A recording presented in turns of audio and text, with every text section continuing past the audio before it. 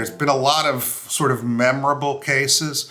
But the most satisfying, and I could think of one in particular when I was younger, are the cases where you have people who have really serious injuries and the employers want to fight them and think that they're going to win or sort of outlast you.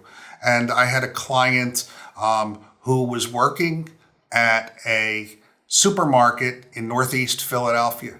He worked in the frozen food department, and he suddenly wasn't feeling well. And as a result, he went to the doctors, and it was determined ultimately that he had a very rare blood disorder. The disorder was like a cancer, but wasn't a cancer. It's the only time I've ever seen or heard of it.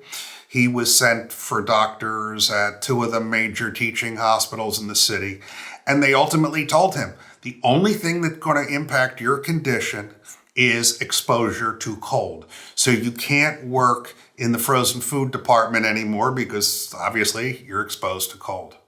He had a note from the doctor, took it to his employer, and his employer, or his supervisor really, took the note and said, I don't care what they say, either you're working in that department or you're fired.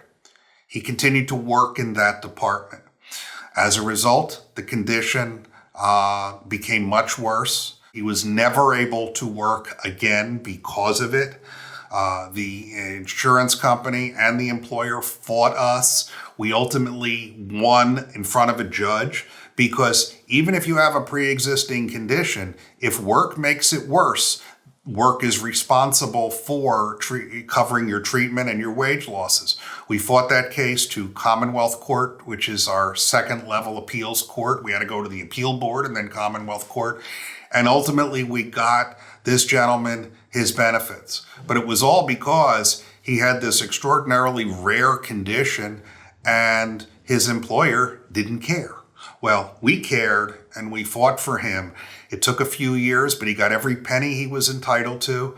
And we were able to get him a settlement as well that gave him, additional security.